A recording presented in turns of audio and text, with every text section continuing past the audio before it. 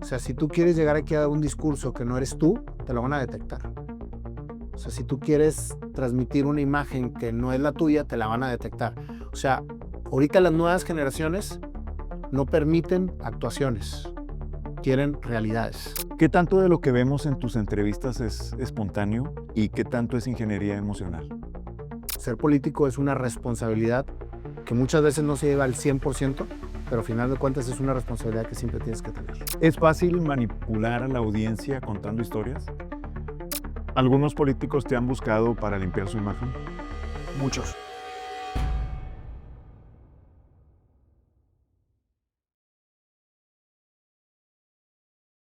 Hay un placer tenerte en Porno Política. Gracias, José Luis, para mí es un honor. Soy tu fan, me gusta mucho cómo entrevistas y el que me hayas invitado para mí significa estar con un gran entrevistador enfrente. Encantado. Nayo Escobar es un personaje, terapeuta, influencer, conferencista. ¿Cómo te presentarías? Con una persona auténtica que sigue lo que su misión le dicta seguir. ¿Pero eres influencer? Yo creo que me considero un generador de contenido, más que un influencer o más que un puesto como tal. O sea, yo estoy creando contenido, estoy generando contenido, que el objetivo es conectar con las personas que me hacen el honor de escucharme para que tengan herramientas para ir surcando el camino que les toca venir a vivir a la vida. Tengo entendido que tienes estudios en psicología. Sí, acabo de terminar la carrera. Justamente me metí a los 52 años a estudiar psicología de tanta información que estaba recibiendo por medio de las entrevistas y toda la parte de la reacción de las personas que se va dando alrededor de cada una de las entrevistas. Y se me hizo un deber moral y un deber cultural el poder tener muchísimo más información para poder recepcionar toda la parte de lo que nos estaba llegando de las personas. Nayo, ¿por qué haces lo que haces? ¿Qué te llevó a esto? Eras empresario. Soy y seguiré siendo empresario. La parte de toda esta generación de contenido es lo que vengo a hacer. Y lo que es la parte empresarial es lo que me ayuda a hacerlo. Así es como yo ahorita veo mi carrera. No es que reproche haber sido empresario, al contrario, aplaudo y bendigo que haber sido, haber tenido la oportunidad de hacer empresas. Y la parte empresarial nunca se deja porque ahorita estoy con una estructura en donde creo que soy de las pocas personas que son creadores de contenido y tienen una estructura empresarial alrededor. O sea, porque regularmente las personas que ves ahorita creando contenido son personas muy talentosas, muy creativas, pero poco institucionales. Y lo que sucede es que cuando se termina toda esta parte y toda esta vorágine de éxito y de popularidad, pues no están preparados para darle seguimiento a todo lo que pudieron capitalizar en este sentido. ¿Por qué contar historias de la gente? Porque las historias de las personas conectan con las historias de las propias personas. O sea, es muchísimo más creíble que tú me vengas a contar algo que yo también viví, pero que lo esté escuchando de tu propia voz. Entonces, cuando tú escuchas las historias de personas que vienen a, a platicarnos su experiencia sobre cómo alcanzar el éxito haciendo lo que les apasiona, que ese es el común denominador de mis entrevistados, conecten con tu propia historia de esa búsqueda que quizás no te hayas atrevido a tener. ¿Es fácil manipular a la audiencia contando historias?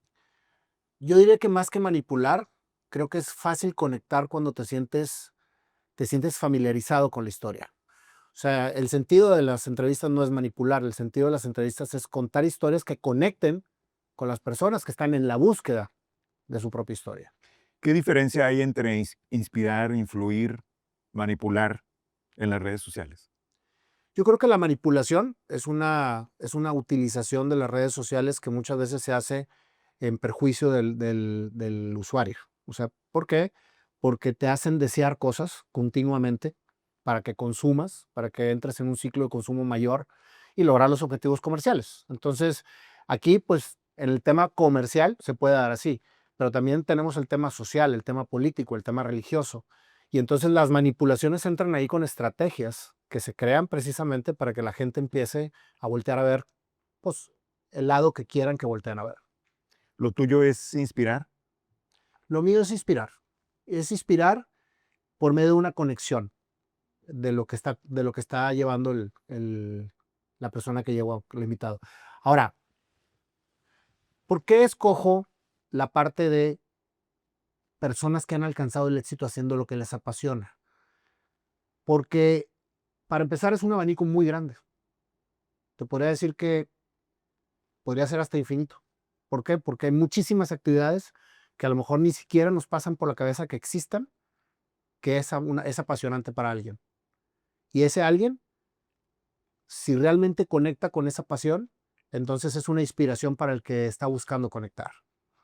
Y quiero dejar un paréntesis aquí, José Luis. Pasión, si tú buscas en el diccionario, la palabra pasión significa dolor, significa sufrimiento. Eso es lo que significa pasión.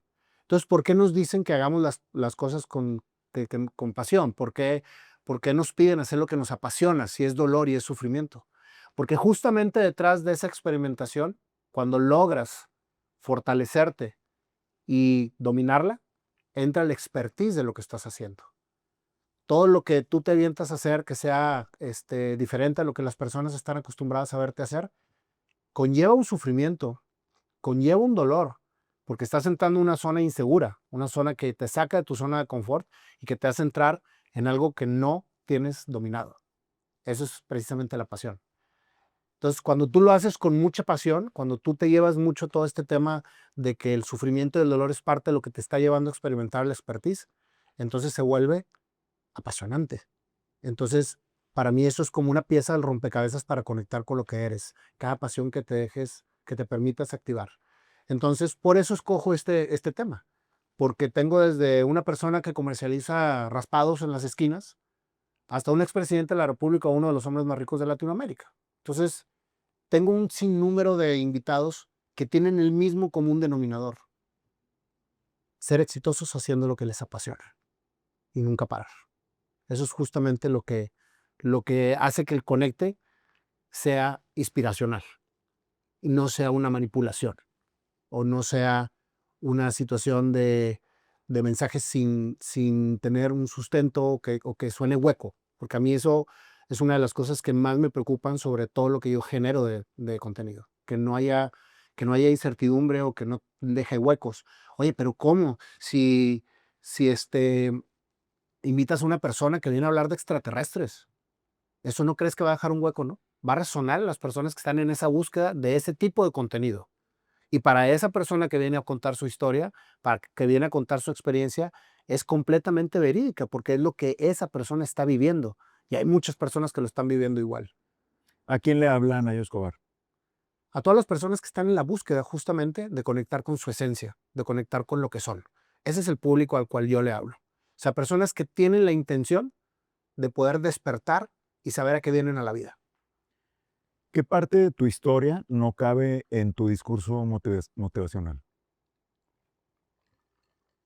Yo creo que todas caben, José Luis, porque para mí cada experiencia es una oportunidad de poder seguir creciendo. Entonces, así han sido experiencias sumamente dolorosas o fuertes en mi vida. Creo que en esta etapa de mi vida he sabido transformarlas en bendiciones y oportunidades para crecer. Entonces, te podría decir que no hay tema. O sea, todo lo que yo vengo a platicar, trato de darle una connotación positiva sobre algo que viví que puede ser negativo si no lo explicas correctamente. ¿Qué es lo más fuerte que ha pasado en tu vida? El suicidio de mi papá, sin lugar a dudas, es lo más impactante, es lo más inesperado y es una situación que te puedo asegurar que es una parte muy importante de lo que me hace ser lo que soy. ¿Cómo influyó esto en ti? ¿Qué impacto tuvo? Fue un impacto de impulso, más que nada, de impulso, pero un impulso que no estaba bien dirigido en su momento, porque era un impulso de demostrarle a mi papá que yo sí servía para algo, que era el conflicto que hubo desde mi preadolescencia hasta el momento en que se murió. Pero un día antes de que muriera,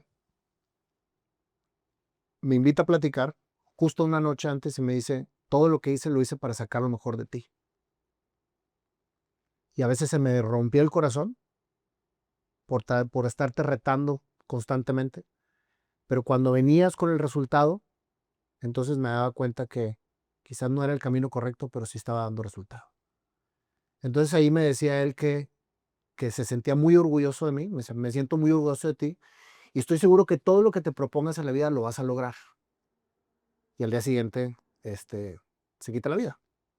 Entonces, esas últimas palabras para mí fueron como entregarme la bola de cristal para que identificara la misión en mi vida.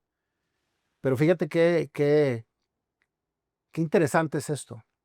Cuando a ti te pasa una situación como es la pérdida de un familiar en una situación violenta, en una situación inesperada, como es un suicidio, tú tienes dos caminos nada más. O ser víctima o sacar todo lo que tienes que sacar de esa situación que es atroz para seguir creciendo. Esos son los dos caminos. El camino más fácil socialmente hablando es que seas víctima, porque entonces la sociedad te va a arropar siempre como el que no pudo por esto, no pudo porque tiene un papá que se suicidó, no pudo porque él vivió esto. Y esa es la mejor coraza que se tiene socialmente para ser un loser. Cuando realmente te das cuenta que lo que te sucedió puede dejarte un crecimiento increíble si ves realmente la parte analítica del suceso. Qué frío. ¿Cómo puedes meter a analizarte una situación tan fuerte cuando la terminas de trabajar? Porque primero lo sufres, estás en la parte de la victimación, estás en la parte del arrope. Pero cuando ya la vas comprendiendo, entonces vas discerniendo todo lo que hay detrás de ese acto, que a final de cuentas en el caso de mi padre fue un acto de compasión y de amor increíble hacia nosotros, que es muy diferente juzgarlo a decir gracias por el gran amor que tuviste de quitarte la vida para que nosotros pudiéramos seguir adelante. Es bien diferente. Y es cuando dices, si esto sucedió, ¿para qué sucedió? ¿Para qué? Y ese es justamente el trabajo que tienes que hacer, que te lleva a convertir esa situación en una bendición. ¿A qué le tiene miedo Nayo Escobar? A nada. Ahorita a nada. He sido muy miedoso por muchos años, por mucho tiempo de mi vida. Pero ahorita simplemente cuando tienes la fe bien puesta en Dios, pues Dios es el que designa los caminos. ¿A qué le puedo temer? Pues mejor voy viviendo lo que me toca hacer. Y si en el momento que me toca hacer tengo miedo, entonces lo trabajaré. ¿Por qué tener miedo ahorita? Yo era muy caótico, José Luis, y estoy trabajando mucho en esa situación de mi vida, en ese tipo de reacción. O sea, la falta de merecimiento muchas veces te lleva a que la culpa se estaciona en la sombra y te hace sentir que no eres merecedor de nada. Y te puede ir muy bien en la vida y en el momento en que te está yendo mejor, te tienes que inventar algo para no sentirte plenamente bien. Entonces, cuando empiezas a analizar toda esa película, te das cuenta, pues, que toda esa situación es una falta de merecimiento. Y esa falta de merecimiento te pone regularmente caos o situaciones mentales que te meten miedo, contestando tu pregunta. Entonces, ¿dónde se genera el miedo? Donde se estaciona precisamente esta gran emoción con la que nos venimos a defender a la vida, porque el miedo es a lo que vienes. O sea, el miedo, su principal función es hacerte correr y que no te come el león. O sea, viene a salvarte la vida. Pero cuando la estacionas, se vuelve sombra. Y cuando se vuelve sombra, pues entonces no avanzas y no te permite seguir avanzando. Ese es el miedo. Pero cuando lo comprendes, entonces dices, bueno, el miedo va a jugar siempre a mi favor para poder estar alerta de las situaciones que me puedan causar un daño. Pero lo voy a convertir en valentía, que es justamente el paso de la transformación del miedo a la parte positiva que es la valentía, y esa parte me va a hacer actuar y seguir creciendo.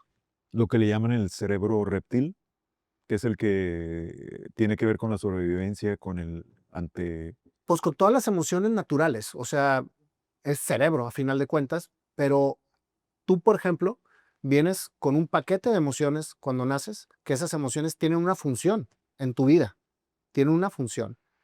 El tema es que cuando nos damos cuenta que esas funciones se pueden ir manipulando, y ahí sí manipulando por medio de diferentes circunstancias, para que esas emociones se estacionen y entonces se vuelvan caóticas en tu vida, entonces te das cuenta que manipulando emocionalmente al ser humano, puedes lograr los objetivos que quieras. La fama es poder. Claro, por supuesto. ¿Qué te ha dado la fama que antes no tenías? Vos. Y eso es lo que más agradezco, porque puedo expresarme y me escuchan. me escucha mucho la gente. Y eso es, creo yo, que una de las bendiciones más grandes de este gremio de los creadores de contenido, ¿Eres un líder de opinión? ¿Te consideras un líder de opinión? sin duda alguna. Siento la responsabilidad más que la soberbia de hacerlo. O sea, es diferente. Me siento líder de opinión porque tengo público que me escucha.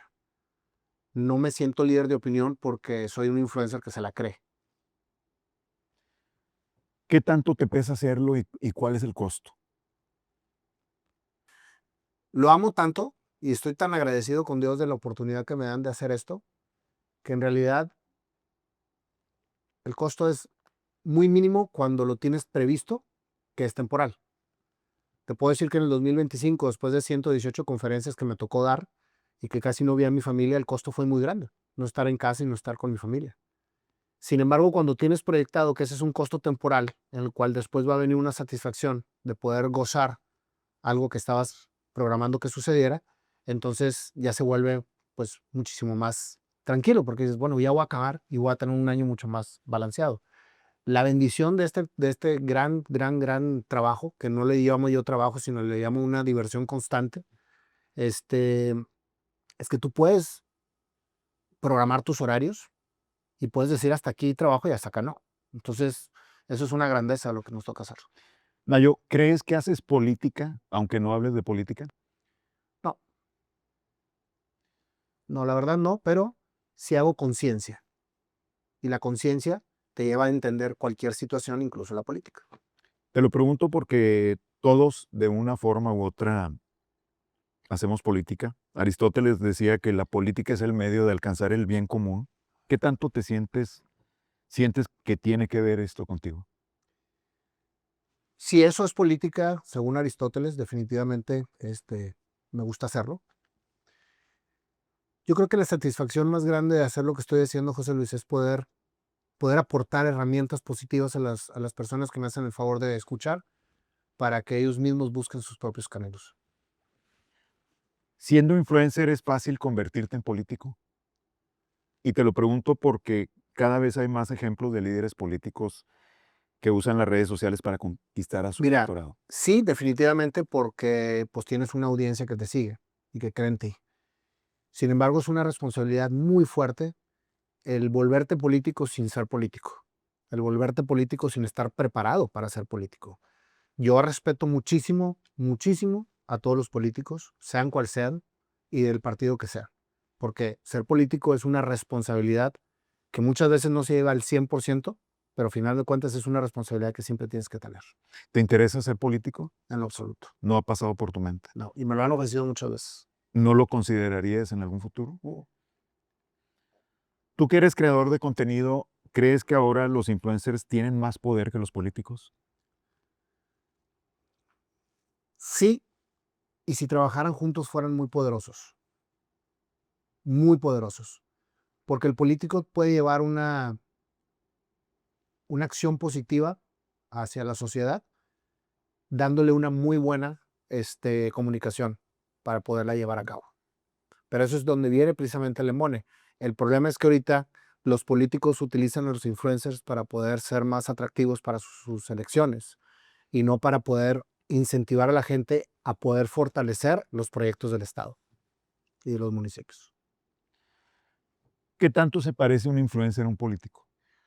Pues los dos son figuras públicas, los dos están expuestos, los dos están a que cualquier cosa que hables puede ser usada en tu contra. Todo eso es similitud. Y yo creo que lo más importante es justamente que uno lo hace por ley y el otro lo hace por influencia, pero al final de cuentas las cosas suceden y son catalizadores de que las cosas sucedan. ¿Qué opinan de los influencers que se lanzan a la política? Yo respeto a cada quien. Sin embargo, yo reitero lo que dije hace un momento, que tienes que tener responsabilidad de poder realmente llevar la acción a cabo y no nada más hacerlo porque te lo están ofreciendo. ¿Qué trucos de influencer usan ahora los políticos para parecer auténticos? Pues yo creo que seguir un poquito el lifestyle de un influencer determinado. Creo que lo están utilizando como patrón para poder llegarle más a la gente. Lenguaje no verbal, lenguaje más red social, ¿no? En Nuevo León tenemos un gobernante influencer político, pero también tenemos muchos políticos influencers. ¿En qué están fallando los líderes políticos que no logran conectar con la gente? Pues mira, creo que cuando llegas a la política, el mensaje cambia. O sea, tú como influencer tienes un mensaje que le estás continuamente transmitiendo a tu gente, y al momento de que te vuelves político, pues ese mensaje cambia porque ahora se vuelve un mensaje público político.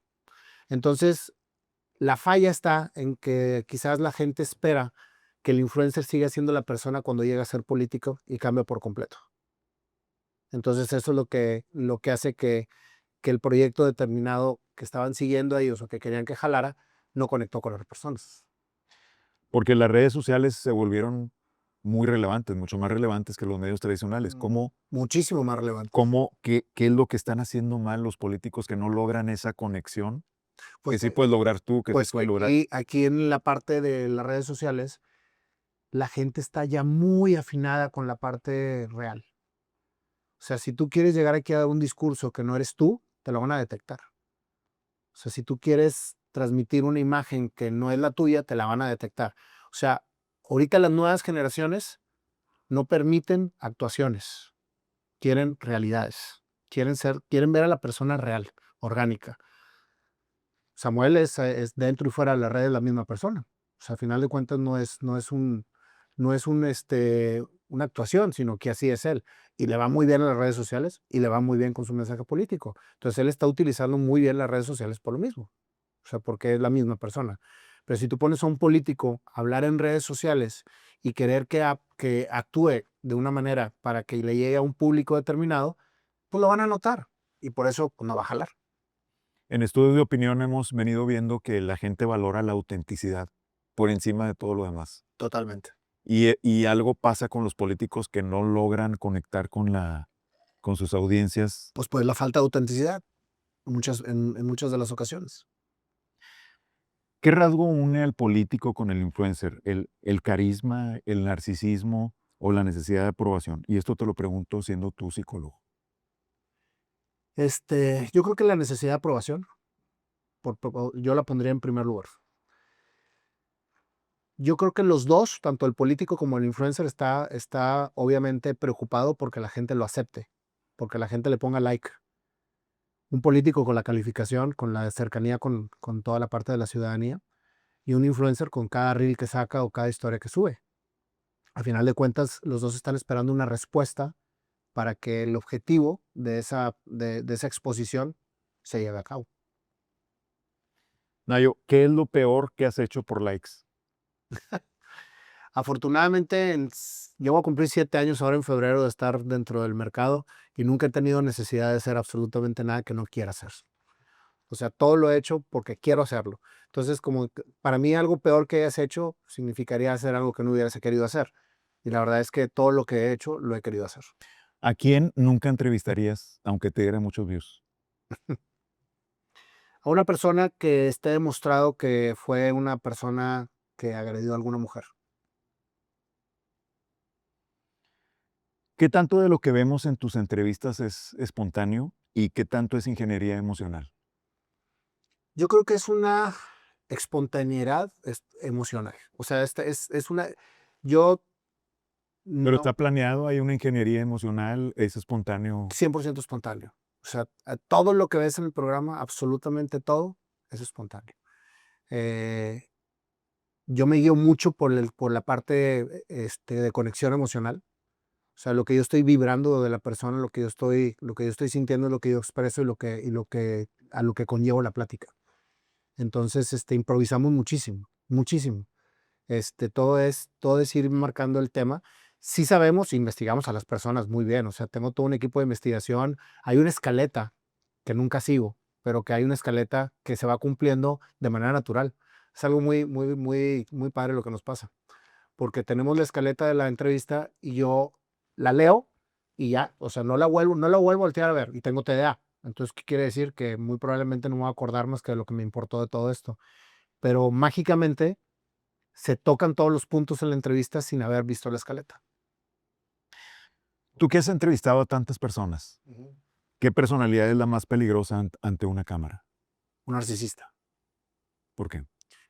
porque son encantadores y al final de cuentas podemos caer en una red que no es la fidedigna, ¿sí me explico? Son una comunicación que no era real. Yo he tenido varios casos en donde notamos una situación de ese tipo y monitoreamos mucho, o sea, lo investigamos 2 o 3 veces más, porque muchas veces el narcisista puede aparecer como una persona encantadora y realmente tiene pues, detrás algo que no es debido para la gente. ¿Algunos políticos te han buscado para limpiar su imagen? Muchos, no me presto, ni me prestaré. No lo has hecho, no han. Incluso yo he tenido solamente un proyecto político que fue justamente en las elecciones pasadas de gobernador, en donde yo lo que quería era llevarles a toda la ciudadanía de manera más cerca a los posibles candidatos. Entonces, yo no cobré un peso por ese proyecto, o sea, fue un proyecto que yo le quise llevar a la audiencia, en donde entrevisté a los posibles candidatos para la alcaldía de Monterrey y a los posibles candidatos para la gobernatura. Y una de las reglas internas que me puse es que si me cancelaba uno, no iba a entrevistar a ninguno. O sea, tenía que ser todos, o sea, los que sonaban en las papeletas antes de ser candidatos. Ese fue un proyecto hermosísimo en donde tuve oportunidad de platicar directamente con las personas de una manera más profunda y poderles llevar a la audiencia al humano detrás del político. Y otro de mis proyectos que en realidad me interesa mucho y que ya empecé a llevar a cabo fue entrevistar expresidentes. Yo entrevisté a Vicente Fox y traemos ya pues un plan de acción para entrevistar al expresidente que ya no es presidente, pero que tocó estar dentro de un sexenio y ver un México quizás diferente al que se está viendo ahorita y de qué manera el humano percibe todo esto. Entonces es un proyecto y eso es lo único o sea, me interesan los expresidentes, mucho, y no nada más de aquí de México. Y me interesan presidentes actuales que estén haciendo cosas diferentes, como Nayib Bukele en Salvador. Si mañana perdieras tu plataforma, ¿qué quedaría de Nayo Escobar? ¿A qué te dedicarías? A disfrutar la vida como la estoy disfrutando ahorita en otra etapa. Es que cada etapa de la vida que te toca vivir, hay que disfrutarla. Entonces, pues si ahorita se acaba el programa, pues yo sigo disfrutando la vida y ahora haciendo lo mismo que hago ahora, pero sin hacer entrevistas. Nayo, las siguientes son preguntas a bote pronto, Ujú. con una frase, una palabra, dos palabras. Ok. Lo peor de ser influencer,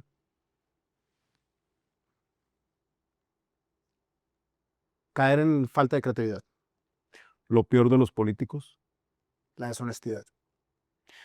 figura pública que hayas cancelado últimamente, Mm, no, ninguno. político respetado,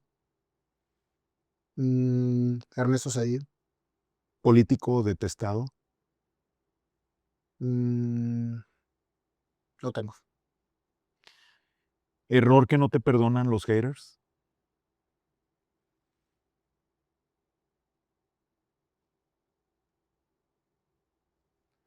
Es que de verdad batallo para recordar porque no tengo haters, güey.